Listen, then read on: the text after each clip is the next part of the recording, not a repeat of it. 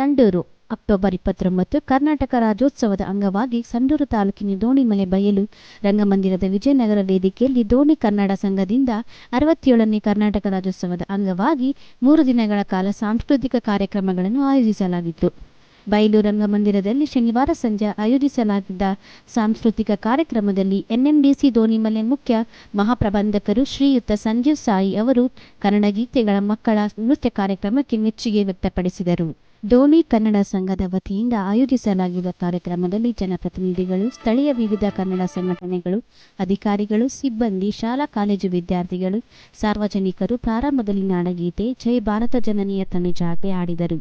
ನಂತರ ಉದಯವಾದೆ ನಮ್ಮ ಚೆಲುವ ಕನ್ನಡ ನಾಡು, ಬಾರಿಸು ಕನ್ನಡ ಡಿಂಡಿಮವ, ಅಚ್ಚೇದು ಕನ್ನಡದ ದೀಪ, ವಿಶ್ವ ವಿನೂತನ, ಹುಟ್ಟಿದರೆ ಕನ್ನಡ ನಾಡಲ್ಲಿ ಹುಟ್ಟಬೇಕು ಹಾಡುಗಳಿಗೆ ಮಕ್ಕಳಿಂದ ನೃತ್ಯವನ್ನು ಮಾಡಲಾಯಿತು. ಎನ್ಎಂಡಿಸಿ ಮುಖ್ಯ ಮಹಾಪ್ರಬಂಧಕ ಸಂಜೀವ್ ಸಾಯಿ ಮಾತನಾಡಿ, ಹೆಚ್ಚಿನ ಸಂಖ್ಯೆಯಲ್ಲಿ ಎಲ್ಲರೂ ಭಾಗಿಯಾಗಿ ಕನ್ನಡ ರಾಜ್ಯೋತ್ಸವ ಕಾರ್ಯಕ್ರಮವನ್ನು ಯಶಸ್ವಿಗೊಳಿಸಿದ್ದೀರಿ. ಈ ಕಾರ್ಯಕ್ರಮ ಆಯೋಜನೆಗೊಂಡಿದ್ದು ಕನ್ನಡಿಗರಿಗೆ ಇದೊಂದು ಹೆಮ್ಮೆಯಾಗಿದೆ. ಇಂತಹ ಕಾರ್ಯಕ್ರಮ ನಮ್ಮಲ್ಲಿ ಮಾತ್ರವಲ್ಲ, ಬೇರೆ ಕಡೆಗಳಲ್ಲಿ ಸಹ ನಡೆಯುತ್ತಿರುವುದು ಸಂತಸದ ವಿಚಾರವಾಗಿದ್ದು, ಕಾರ್ಯಕ್ರಮ ಆಯೋಜಿಸಿದ ದೋಣಿ ಕನ್ನಡ ಸಂಘಕ್ಕೆ ಕಾರ್ಯಕ್ರಮಕ್ಕೆ ಆಗಮಿಸಿ ಯಶಸ್ವಿಗೊಳಿಸಿದ ಎಲ್ಲರಿಗೆ ಅಭಿನಂದಿಸುತ್ತೇನೆ ಎಂದರು. ದಿವ್ಯ ಸಾನ್ನಿಧ್ಯವನ್ನು ವಹಿಸಿದ್ದ ಸಂಡೂರು ವಿರಕ್ತ ಮಠದ ಶ್ರೀ ಪ್ರಭು ಮಹಾಸ್ವಾಮಿಗಳು ಮಾತನಾಡಿ, ಅಪ್ಪು ಅವರನ್ನು ಸ್ಮರಿಸುತ್ತಾ, ಇಂದಿನ ಮಕ್ಕಳೆಲ್ಲರೂ ಅವರಂತೆ ಮಾದರಿಯಾಗಬೇಕೆಂದು ಹೇಳುತ್ತಾ, ಕನ್ನಡದ ಬಗೆಗಿನ ನಮ್ಮ ಅಭಿಮಾನ ಇಡೀ ಪ್ರಪಂಚಕ್ಕೆ ಇಂಥ ಕಾರ್ಯಕ್ರಮಗಳ ಮೂಲಕ ಗೊತ್ತಾಗಬೇಕು. ಕನ್ನಡ ನಮ್ಮ ಮೊದಲ ಆದ್ಯತೆಯಾಗಿದ್ದು, ಕನ್ನಡದ ಹಾಡುಗಳನ್ನು ಸಾಮೂಹಿಕವಾಗಿ ನೃತ್ಯಗಳನ್ನು ಮಾಡುವ ಮೂಲಕ ಒಂದಾಗಿದ್ದೇವೆ ಎಂಬ ಸಂದೇಶವನ್ನು ನೀಡಿದ್ದೇವೆ. ಈ ಕಾರ್ಯಕ್ರಮದ ಮೂಲಕ ಎಲ್ಲರಲ್ಲಿ ಕನ್ನಡದ ಜಾಗೃತಿಯನ್ನು ಮೂಡಿಸಿದ್ದೇವೆ.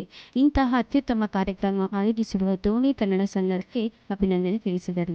ಇದೇ ಸಂದರ್ಭದಲ್ಲಿ ಎನ್ಎಂಡಿಸಿ ದೋಣಿಮಲೆ ಹಾಗೂ ದೋಣಿ ಕನ್ನಡ ಸಂಘದ ವತಿಯಿಂದ ತಾಲೂಕಿನ ಪತ್ರಕರ್ತರಿಗೆ ಸನ್ಮಾನಿಸಲಾಯಿತು.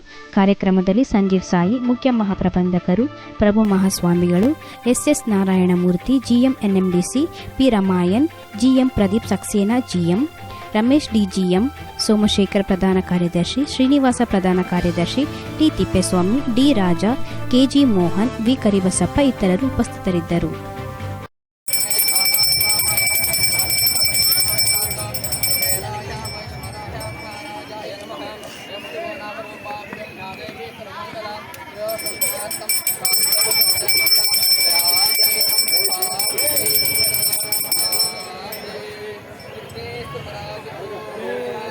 पंचाचार्यमहाराज को जय, गणेश महाराज को जय, जय नम पार्वतीश्वर महादेव।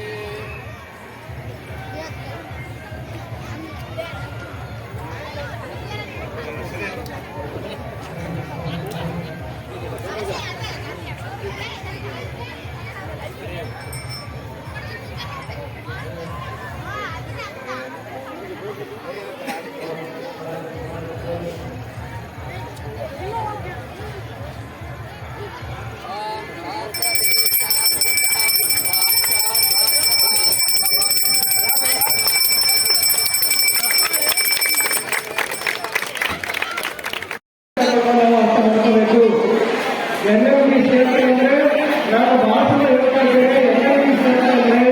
ಇದು ಪುಟ್ಟ ಭಾರತ ಇದ್ದಂಗೆ. ಯಾಕಂತಂದ್ರೆ ಇಲ್ಲಿ ಕೆಲವು ಕನ್ನಡದ ಜೊತೆಗೆ ಕೆಲವು ತೆಲುಗು, ಮರಾಠಿ, ಹಿಂದಿ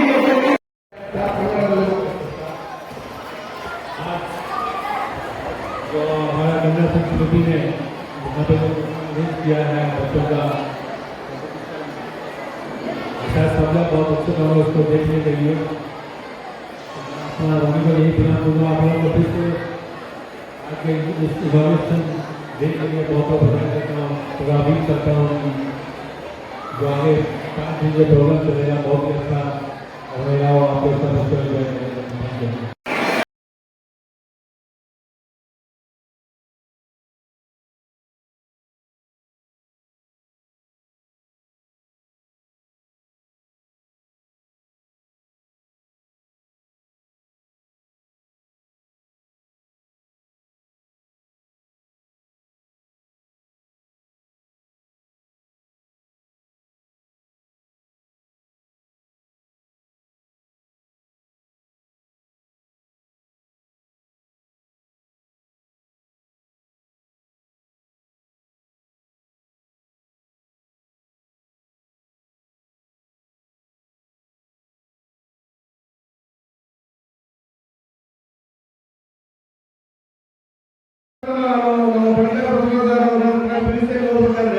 ಅವರು ನನಗೆ ಬೋಧನೆ ಮಾಡಿರ್ತಕ್ಕಂಥ ನಮ್ಮ ಗುರುಗಳವರು.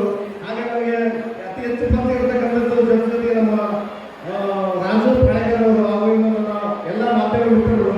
ಅದೇ ರೀತಿಯಾಗಿ ಈ ವೇದಿಕೆ ಈ ಒಂದು ಕಾರ್ಯಕ್ರಮಕ್ಕೆ ಆಗಮಿಸಿರುವಂತ ಮುದ್ದು ಮಕ್ಕಳೇ ಹಾಗೂ ಮಹಿಳೆಯರೇ ಮತ್ತು ಎಲ್ಲ ಕಲಾಭಿಮಾನಿಗಳೇ, ಈ ಒಂದು ಹಾಗೆ ಈ ಒಂದು ನಮ್ಮ ರಾಜ್ಯೋತ್ಸವ ಕಾರ್ಯಕ್ರಮಕ್ಕೆ ಕನ್ನಡ ರಾಜ್ಯೋತ್ಸವ ಅಥವಾ ಕರ್ನಾಟಕ ರಾಜ್ಯೋತ್ಸವ ಪ್ರತಿ ವರ್ಷ ನವೆಂಬರ್ 1ರಂದು ಆಚರಿಸಲಾಗುತ್ತದೆ. ಮೈಸೂರು ರಾಜ್ಯವು ಈಗಿನ ಕರ್ನಾಟಕ 1956 ನವೆಂಬರ್ 1ರಂದು ನಿರ್ಮಾಣವಾದದರ ಸಂಕೇತವಾಗಿದೆ. ಹಾಗೆ ಬಂಧುಗಳೇ, ಈ ರಾಜ್ಯೋತ್ಸವವನ್ನು ಆಚರಿಸಲಾಗುತ್ತದೆ.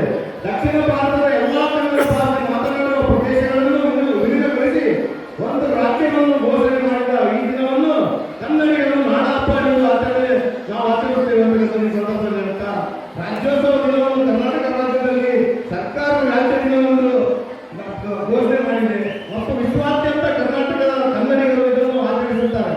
ನಮ್ಮ ದೇಶದಲ್ಲೇ ನಮ್ಮ ರಾಜ್ಯದಲ್ಲೇ ಅಲ್ಲ, ಎಲ್ಲ ವಿಶ್ವದಲ್ಲೇ ನಮ್ಮ ಕನ್ನಡ ಒಂದು ರಾಜ್ಯೋತ್ಸವ